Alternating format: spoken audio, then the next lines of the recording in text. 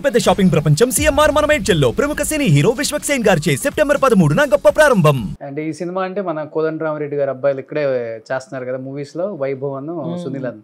So వాళ్ళతో పాటు చేశారు కదా. వాళ్ళతో ఫ్రెండ్స్ మామూలు కూడా చాలా ఫ్రెండ్స్. వైభవ్ వైఫ్ వాళ్ళందరూ రోజు ఎప్పుడు వస్తూనే ఉంటారు ఇక్కడికి. వాళ్ళంతా బాగా ఫ్రెండ్స్. వాళ్ళు కూడా తెలుగు కన్నా తమిళ్లో బాగా సూపర్ డూపర్ హిట్ అయిపోయారు. వాళ్ళ నాన్న కోదండరామరెడ్డి గారు తెలుగులో సూపర్ డైరెక్టర్ అయితే వాళ్ళ పిల్లలు తమిళ్లో సూపర్ యాక్ట్రెస్ అయిపోయారు. సో ఇప్పుడు బాబు కూడా యాక్టర్ అయిపోయారు అయితే. సో పెళ్ళి అయిపోయిందా? పెళ్ళి అయింది. ఒక కొడుకు. సో కోడలు ఏం చేస్తారు? కోడలు కూడా తన అదే సీరియల్ అది చేస్తుంది. ఇప్పుడు షూటింగ్ వెళ్ళింది. సో మొత్తం cinema industry. So Aishwarya Rajesh గారికి ఎప్పుడు చేయబోతున్నారు పెళ్ళి? మరి చూడాలండి. అదే తను కొంచెం అన్ని చూసుకుని నెక్స్ట్ ఇయర్ ప్లాన్ వేసుకున్నాం. తన మంచి సంబంధం దొరికితే చూసుకుని చేసేద్దామని. అది కూడా అమ్మ ఇష్టమే?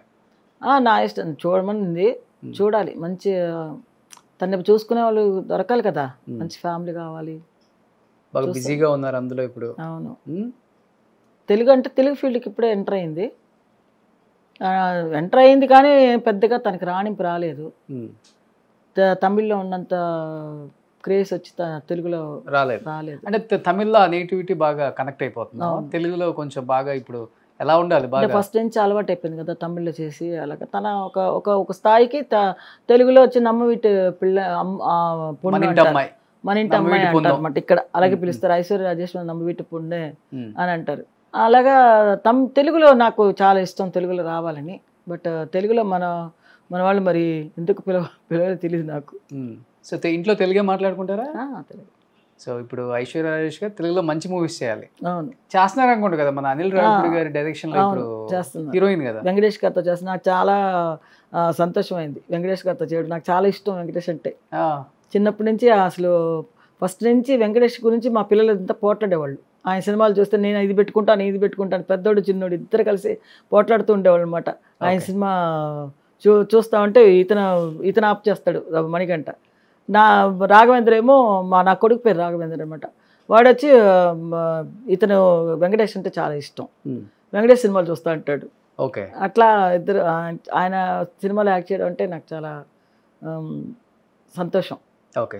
ఇదే ఫస్ట్ సినిమా తనతో యాక్ట్ చేయడం కదా. సో మీ పెళ్ళయ్యాక ఎంత ఒక 5 years చేస్తుంటారు మూవీస్? అయినా ఒక 10 years చేశారు? మళ్ళీ 10 years అంత చేస్తుంటారు. ఒక 6-7 years చేస్తుంటారు అంతే. మంచి పీక్ లో ఉన్నారులే అప్పుడు ఆయన. ఎందుకంటే ఆయనలాగా వేరే హీరో లేరు అప్పుడు. ఆ లుక్ డిఫరెంట్గా ఉంటుంది ఆయనది. సన్నగా హైట్ మనిషి. అదే వచ్చే టైంలో పాడు చేసుకున్నాడా మరి దేవుడు రాత మరి తెలీదు. ఎవరన్నా ఏదైనా చేశారా అని కూడా నాకు అనిపిస్తుంది ఒక్కొక్కసారి. ఏదైనా చేతపడిలాగా ఏదైనా చేశారా అతనికి ఇలాగ మూల కూర్చోవాలని, మంచి పైకి వచ్చే టైంలో అతనికి కెరీర్ పాడు చేయడానికి కొంతమంది ఉంటారు కదా. అవునవును ఉంటారు. అలా కూడా ఏమన్నా ఉందా అని కూడా నాకు డౌట్ వచ్చేది. అంటే బాగా మంచిగా సినిమాలు యాక్ట్ చేసే అతను గబ్బు టక్కుని మారిపోతే ఒకలా ఉంటుంది కదా. చేశారా చేతపడలేదు నిజంగా? ఏమో తెలియదండి. అవి నేను వినుంటారు అంతే. అలా అంతా అంటారు కదా ఏదో మరి. కానీ ఇష్టపడి పెళ్లి చేసుకున్నారు. బాగా ఇష్టం. ఏ భార్యకైనా భర్త మంచి పొజిషన్లో ఉండాలి, పెద్ద హీరో అవ్వాలి, స్టార్ పొజిషన్ రావాలి, మా ఫ్యామిలీ బాగుండాలనే కోరుకుంటాం. డబ్బులు అనేది తర్వాతలే. ఇంకా అలాంటిది కేవలం భార్య వల్లే రాజేష్ గారి జీవితం కెరీర్ నాశనం అయిపోయింది అనే న్యూస్లు విన్నప్పుడు యాజ్ ఏ వైఫ్ ఎవరన్నారండి అలాగా? వచ్చినాయి కదా.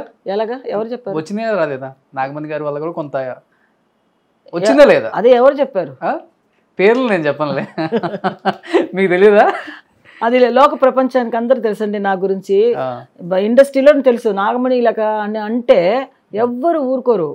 అందరికీ తెలుసు నాగమణి ఏంటి, ఆ అమ్మాయి పరిస్థితి ఏంటి, నేను ఎలా ఉన్నాను. ఇప్పుడు ఇండస్ట్రీలో ఉన్న రోజులు నేను ఎంత గౌరవంగా ఉన్నాను, ఎంత మర్యాదగా ఉండేదాన్ని. నాకు ఎంత మర్యాద ఇచ్చేవాళ్ళు. పెద్ద పెద్ద ఆర్టిస్టులు కూడా నేనంటే చాలా ఇష్టపడేవాళ్ళు. అందరికీ నేను అంత అనుకువగా వాళ్ళకి ఏదన్నా మూమెంట్స్ చేసినా వాళ్ళందరికీ చాలా లయబద్ధకంగా చెప్పేదాన్ని. వాళ్ళందరూ కూడా నేనంటే చాలా ఇష్టపడేవాళ్ళు. అలాంటప్పుడు నాగమణి ఇలాగ పోయిందంటే వాళ్ళు రివర్స్గా తీసుకుంటారు. మాట్లాడిన వాళ్ళు ఇష్టం వాళ్ళది. ఇప్పుడు బాధ అనిపించిందా అలా మాట్లాడినప్పుడు? అనిపిస్తుంది. నిజంగా చెప్పండి. కాదు ఇన్ని దెబ్బలు తిన్న తర్వాత ఇవన్నీ కింద ఇది జూజుబి అండి. డాకు ఇవన్నీ జూజుబి. ఏమీ లేదు. చూడండి, ఎవరు ఏం మాట్లాడుకున్నా ఎవరిని ఆప్ చేసే వాళ్ళు ఎవరు లేరు. అవును. ఇప్పుడు నేను పైకి వస్తున్నాను పైకి అలా అంటూనే ఉంటే నేను పైకి వెళ్తూనే ఉంటా. నువ్వు ఏడుస్తూ ఉంటే నేను ఏడవను. ఇప్పుడు చాలామంది ఏమనుకుంటారు, అమ్మాయికి ఏంటి ఎస్ నాకేం తక్కువ అని అలాగే అనుకుంటాను. కానీ మనం ఏంట్రా వీళ్ళు ఇలా మాట్లాడుతున్నారు, వాళ్ళు ఇలా మాట్లాడుతున్నారు అనుకుంటే మనం కుషించిపోవాల్సిందే జీవితంలో. ఎవరిని మనం నమ్ముకుని మనం బతకలేదు కదా, మన జీవితం అంతే. అందుకని ఎవరిని నేను విమర్శించను. ఎవరితోనూ మనం అయిన వాళ్ళు అవనండి, కాని వాళ్ళు కానివ్వండి, ఎవరినా వాళ్ళ ఇష్టం, వాళ్ళది వాళ్ళు అలా అనుకున్నారేమో, అది నాకు అనవసరం. దాని గురించి నేను బాధే పడను. మీ పాప అంటారు కదా, మనకి ఎవ్వరు సపోర్ట్ చేయడు, మనమే సపోర్ట్ అంతే. అలాగే అంతే కదా, మనం ఎదగాలంటే మనమే సపోర్ట్ చేసుకోవాలి. ఒకడు వచ్చి ఎవడు మనల్ని లేపడు, ఎవ్వరు లేపరు, మనం లేవాలి అంతే. ఇప్పుడు నా కాలు సరిగ్గా లేవంటే ఎవరు వచ్చి లేపరు. నేనే మెల్లిగా ఏదైనా గిర్ర పట్టుకుని లేపితే లేచి మెల్లిగా నడుచుకుని నా స్థానానికి నేను వెళ్ళి కూర్చోవాలి. బట్ సేమ్ మీకున్న మైండ్ సెట్ పాపకి ప్రింట్ అలా వచ్చేసింది అనుకుంటా. జీవితంలో నిలబడటం, కష్టపడటం అది ఉంటేనేనండి. అలా ధైర్యంగా ఉండబట్టే కదా జీవితంలో పైకి రాగలుగుతాము. అందరికీ ఆ ధైర్యం రాదు, ఎందుకంటే అలా అనుభవించేసాం. మేము మా కష్టాలన్నీ అనుభవించేసాం. ఈరోజు తలుచుకొని కూడా తలుచుకోను నేను. ఇప్పుడు మీరు అడుగుతున్నారు కాబట్టి చెప్తున్నా, ఎందుకంటే వేస్ట్, తలుచుకుని వేస్ట్ కదా. ఇప్పుడు జీవితంలో మళ్ళీ తవ్వుకోవడం ఎందుకు అని అనిపిస్తుంది నాకు. ఎవరిని అడిగినా అసలు మా అమ్ములు అయితే, మా ఐశ్వర్య అయితే పాత విషయాలు మాట్లాడకమ్మా అంటది. పాత విషయాలు వద్దు, నువ్వు మాట్లాడద్దు. ఈరోజు నువ్వు ఎలా ఉన్నావు అది చూసుకో అంతే. నీకేం కావాలి అది తీసుకో. అలా మైండ్ సెట్ చేసేస్తారు ఇంట్లో పిల్లలు కూడా. అమ్ములు అంటారు మీరు ఐశ్వర్యని? ఓకే. మిమ్మల్ని ఏమని పిలుస్తారు? అమ్మానే అంటుంది. అమ్మే. సో ఈ రోజు నువ్వేంటో చూసుకోమ్మా అని చెప్తారు కదా. అమ్మ మంచి పాప అసలుకి ఏది అమ్మకి అడగకుండా అన్ని మంచి గిఫ్ట్స్ అనుకుంటా తీసిస్తుంది. అన్ని కావాలో అవి డైమండ్ కదా అది. ఇది డైమండ్, ఇంకా ఇది చిన్నదే ఉన్నాయి డైమండ్స్ అన్ని. జ్యువెలరీ బాగా ఇష్టం, బాగా వేసుకుంటారా? నేను వేసుకుంటాను, తను వేసుకోదు. తనకి జ్యువెలరీస్ అంటే పెద్దగా ఇష్టం, కానీ అన్ని కొంటాను. అన్ని కొని తీసుకురావడం, బ్యాంక్ లో పెట్టవే. అది ఒక్కరోజు కూడా వేసుకుని పాపని పోలే. నేను నా వరకు నేను అనుభవిస్తాను. దానిగా ఏమన్నా సరే అన్నీ ఏమైనా కావాలంటే కొనుక్కో, అన్ని చేసుకో అంటుంది. సో ఫైనాన్షియల్గా అంతా మీరే చూసుకుంటారు? అన్ని బ్యాంక్ అకౌంట్స్ అన్నీ ఆల్వే మనకి. నా ఫినాన్స్ అంటే నాకు ఇంత అమౌంట్ అని ఇస్తుంది, నేను మొత్తం నేను ఇంట్లో ఏమేమి కావాలో అవన్నీ నేను చూసుకుంటాను. మిగతా అంతా తన దగ్గరే ఉంది. సో ఈ రోజు ఉన్న హీరోయిన్స్లో టాప్ రెమ్యునరేషన్ కూడా తీసుకుంటున్నారు కదా? ఏమోనండి ఆ విషయం కూడా అవన్నీ పెద్దగా తీసుకుంటారు. తమిళ్లో బాగానే ఇస్తారు అమ్మాయికి. లైఫ్ని ఎంతో చూసారు, ఇంకా ఏది వచ్చినా కూడా పెద్దగా అనిపించదు కదా. అవును, అన్నీ మెట్లు దాటేసాం కదా, ఇంకెందుకు అనిపించుకోవడం. ఒక మెట్టు దాటుకుంటూ వచ్చాము, చిన్న మెట్టు దగ్గర నుంచి పై మెట్టు దాకా వెళ్ళిపోయాం. పై మెట్టు నుంచి మళ్ళీ కింద డబ్బాలను పడకూడదు. ఇంకా ఆ మెట్టు నుంచి మెల్లిగా దిగాల్సిందే, కానీ మళ్ళీ మనం వచ్చి ఎవరి దీనికి మనం వెళ్ళకూడదు. మనం అనుకుంటాం కానీ జ్ఞాపకాలు గుర్తు చేసుకోకూడదని ఉండాలి. అవి కూడా ఉండాలమ్మా. అవి ఎప్పుడు ఉంటూనే ఉంటాయి.